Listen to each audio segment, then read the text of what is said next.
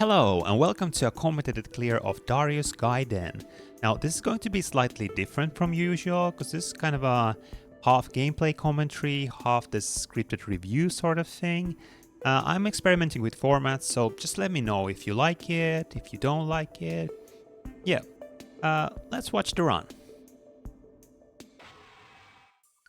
So, Darius Gaiden. I know a lot of people love this game, so it was really interesting to finally try it out. Now, if you're not familiar with this one, Darius Gaiden was developed and published by Taito in 1994, and it was the third main entry in the series. It was called Gaiden, or side story, because it only used a single screen, as opposed to the 2 and 3 monitor setups of Darius 1 and 2.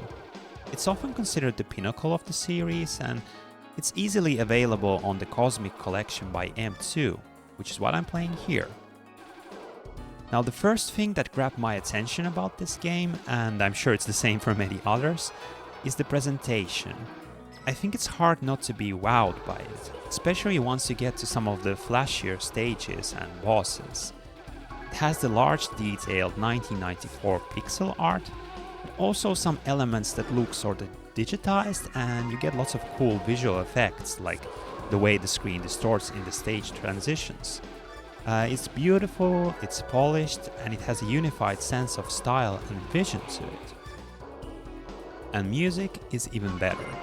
I remember reading somebody's review of the game where they jokingly said something along the lines of that it was nice of Taito to commission a game for the concept album that Taito, Taito's sound division, had made. And that's the best possible praise for this soundtrack. It's very bold in many ways, like it has these nice melodies but also whispered lyrics and choral singing, and it can go from mellow to pretty aggressive and then back to mellow again. And what's even cooler is how it all flows very naturally from stage to stage, looping back into itself without feeling repetitive. It's surprisingly cohesive for being so eclectic. All in all, Darius Gaiden is a masterwork of 90s shmup presentation. Everything about it is just very strong and memorable. Now, if you're wondering why I stopped shooting here, it was just to showcase the boss's attack instead of speed killing it. Remember this, as it's important, and we'll get back to it later. So the famous thing about the Darius series is the way you choose your routes. I'm playing one of the routes recommended for beginners, and if you've played this game, you're probably familiar with it. I did a clear where I went ACE instead of ABD, and it was a bit more challenging for sure. The main gameplay isn't super complicated. You have a button for firing your attacks and another for a screen clearing black hole bomb, which looks awesome and makes using bombs a thrill. Now, something quite unique is that you can capture these mid-bosses, called captains in this game. If you succeed in doing enough damage to a small orb in the center of their head, the captains will then fight alongside you for a while. But if you do too much damage to the captain, like I just did there, you instead just destroy it. It's a cool idea, though I'm not so sure about the risk-reward balance here. It's much riskier to try to capture the captains, but you don't really need their help that much, at least on this route. I guess it's more of a fun scoring thing than a meaningful gameplay element, though I might be wrong about that. Now, you see me picking up a lot of power-ups here, and these are a huge part of Gaiden. The most important ones are the blue ones, which maintain your shield, and the red ones, which upgrade your main shot. At this point of the game, I've gone from the blue orbs to laser, and soon I'll get the wave. Laser and wave can pierce through stuff, but the orbs deal the most damage. You eventually get the orbs mixed in with the wave, which is what you want to have, but there's long stretches of the game where the power-ups make you weaker than what you were at the start. It's kinda interesting because you can strategically skip some of the red power-ups, but I'm not a huge fan of how weak laser and wave can feel sometimes. Something I am a fan of are the boss battles. I like how varied they are and how many different attacks they have, like Ancient Dozer here moves between foreground and background, and now he's taking to the air, and suddenly he has all these new patterns. Bosses are also cool in how they have a lot of destructible parts which you may not be aware of, if you're like me and just starting out with the game. If you watch advanced replays, they do all kinds of fun strats for extra score.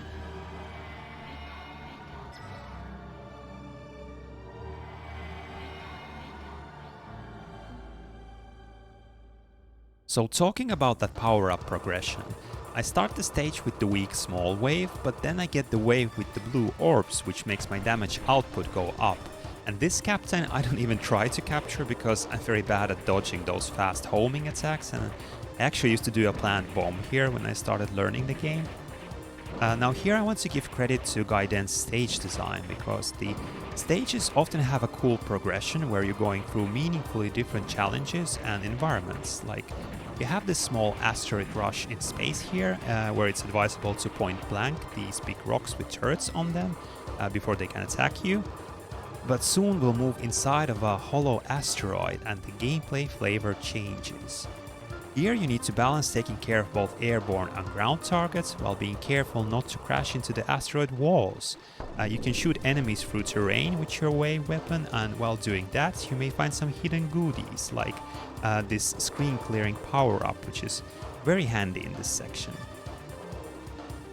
It's fun to watch this replay after playing Darius 1, because now I recognize this as the first stage of Darius 1, which is a cool throwback. And here you'll see me avoiding the red power-up, which makes this section even more difficult because I want to have these blue orbs for the boss. Also, you want to make sure to get this hidden one up in the ceiling, and there will be another one later down the road too. There are no score extents in this game.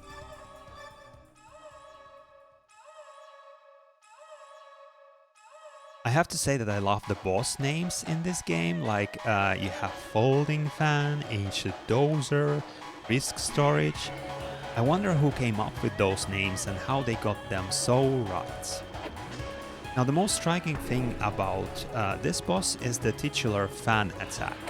Folding Fan likes to move around the screen, but then once in a while he freezes into position and fires this fast static pattern, and with this one, you just need to memorize where the safe positions are, which isn't my favorite thing in shmups, but it works for me here because it isn't too hard to do and it feels pretty satisfying once you've gotten the hang of it.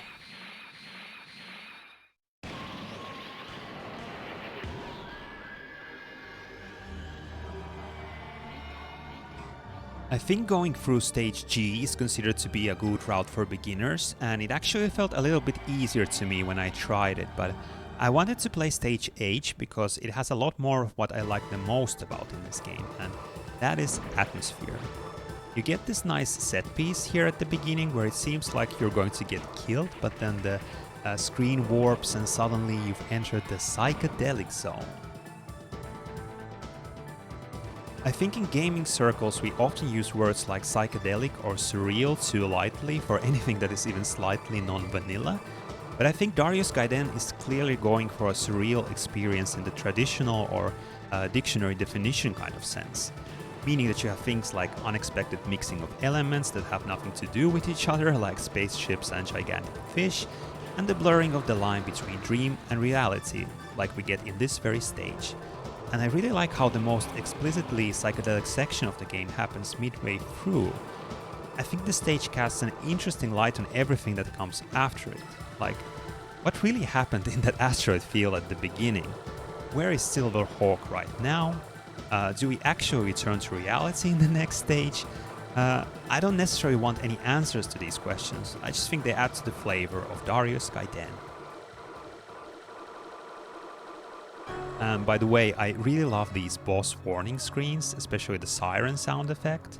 Again, it's just perfect for the kind of vibe that the game is going for.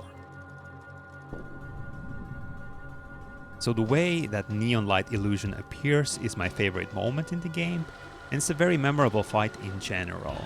So here at the start you get these almost Danmaku-like bullet patterns, but without actually having a Danmaku hitbox, so this can get very challenging to dodge, which is why I end up bombing. The way the boss and the background go dark here is super cool, and then you get these Taito lasers, which I'm very bad at dodging, so I just bomb again, and the fight is basically over. The thing about the boss fights is that they're pretty different if you're not using rapid fire like I do here, so I guess this is a good moment to talk about that aspect of the game.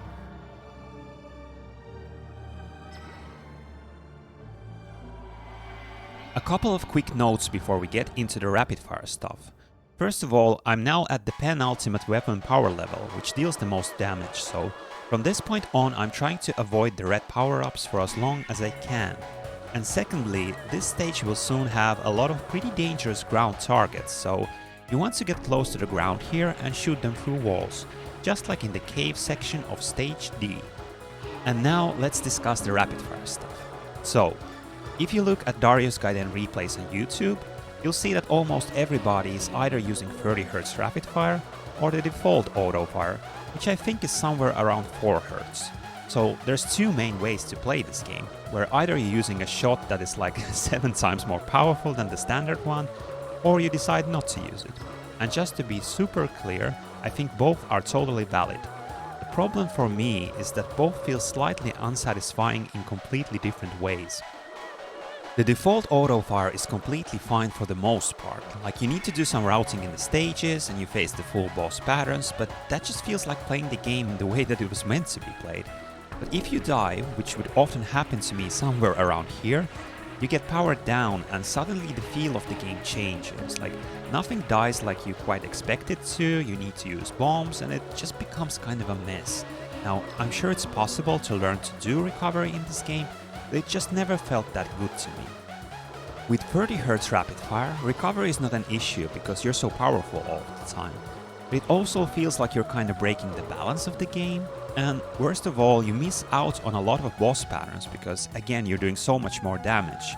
And to me, the main draw of shmups is getting to dodge cool bullet patterns, and if I just automatically skip half of the boss attacks, then what's kinda the point?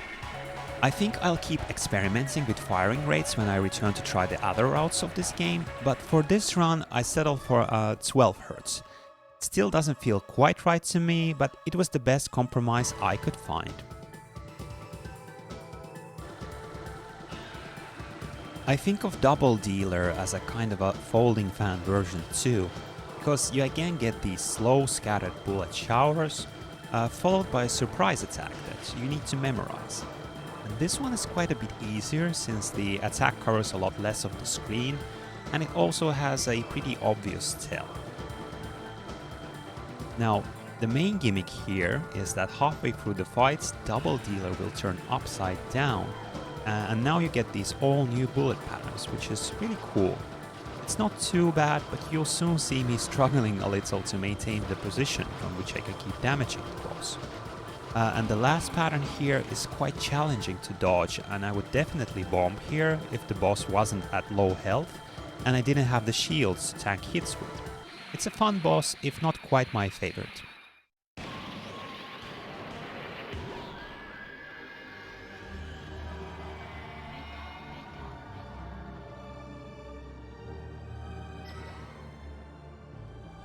So here at the start of the next stage we get a nice little scene where our ship enters the atmosphere of the planet Darius and starts to burn, and then the music kicks in and it's just a perfect little moment. And the thing I enjoy the most about these older shmups, especially horizontal ones, is that you often get a sense of adventure and journeying from place to place, and it's in full effect here. And this captain is pretty dangerous, so I don't even try to go for the capture. And here you can see me finally flying into a red power-up, so now I am at max power level, but without those damage dealing orbs. It's okay, we're entering the last third of the game anyway. I find this level pretty chill, it's not too difficult at max power, and I guess there's just something about all of this ice and these nice shades of blue is relaxing to me, though there are also some tricky sections. There's one coming up right here. You want to go down to this one specific spot here and shoot the wall there to make a hidden 1-up appear. And as you can see, I end up almost dying here and just barely snatch that extend. But the nice thing about Gaiden is that it's pretty generous about those blue power-ups, so you can often get your shields back even if you happen to get hit. There's not a huge amount to say about the rest of the stage. Again, there's a lot of shooting enemies through walls before they even get a chance to really attack you. and you can get a hidden screen clearing power up here, which is always handy. And here at the very end there's a trick you can do. There's gonna be these turrets that fire these hard to dodge lasers here. Just stay in cover and wait for the screen to scroll, and the enemies will self-destruct. Like so.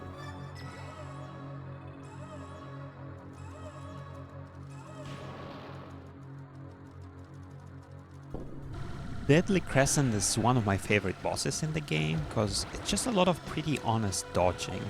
None of the patterns are too complicated, but you need to keep track of them simultaneously, like dodging these basic bullets and fast lasers, but then also playing Pong with these spikes that the boss throws at you, which is a really nice addition. It's kind of a shame that we don't get to see Deadly Crescent's more involved patterns in this run because of the rapid fire. There's especially the screen-filling purple laser attack, which is really fun to try and dodge, but it's still a memorable point in the game for me, both because of the gameplay and the atmosphere with all the visual design and the music that's going on here.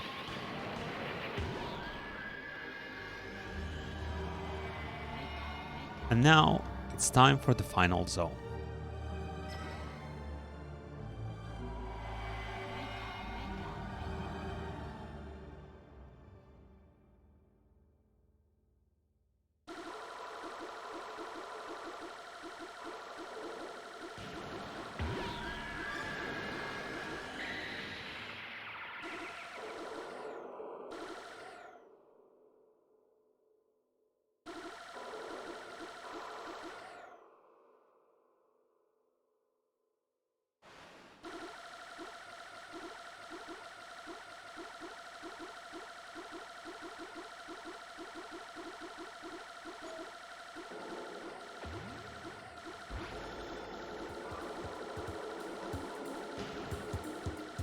Did you miss me?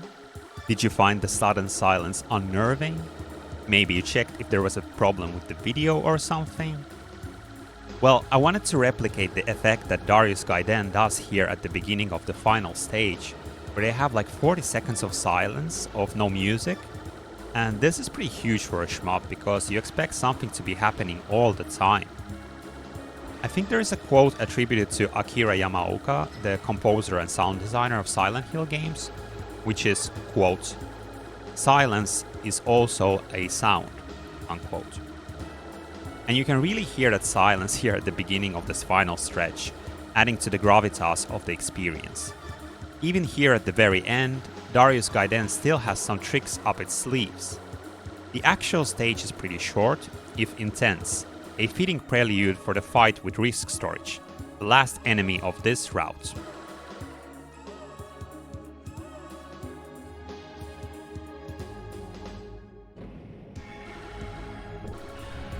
I love the way that Risk Storage is introduced on the screen here and how it's synchronized with the music. Neon Light Illusion might be my favorite moment of the game, but this is a close second. The whole final confrontation is just so eerie. We're at the bottom of the sea, it's dark, the music is sad and mysterious, and it actually reminds me of Silent Hill with its trip-hoppy vibes. The fight itself isn't super hard, like there isn't any sudden jump in difficulty or anything, but it does take a while and there's a lot happening here. Risk Storage likes to move around the screen, and its tail likes to move around even more, which in turn forces you to move. You also need to keep track of all its various attacks, some of which can get pretty challenging to dodge. And that's why I've saved up some bombs for this section, and I'm going to use all of them. By this point, I'm no longer thinking about my mixed feelings on some of the design choices, like the firing rate or recovery. I'm just in the zone, enjoying the atmosphere and the gameplay intertwining. Happy to be lost in the depths of this strange, beautiful game. You already know what I think of homing lasers, so here I just try to avoid them for as long as I can, and then just bomb. This last part can get a little scary, so I'm happy to get that damage boost from a bomb. And that's Risk Storage pretty much done, which means that Darius Gaiden is also done.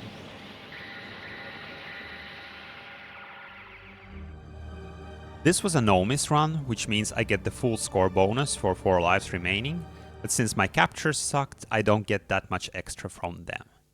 Oh well. The ending screen goes by very fast and is full of broken English, but it still gets across the emotion of the surprisingly bleak ending. In the bottom of the dark sea, the last enemy was in hiding. The ugly and furious enemy foiled away and was drowned at sea after string battles. And after finishing safety their duties, they were about to enter last period. In the last battle, armoring of Silverhawk had been destroyed, which was death blow in high pressure deep sea. Silverhawk communicated slightly their last communication, and they foiled away into the dark sea bottom. The marine snow continued to fall, as if it would cover them.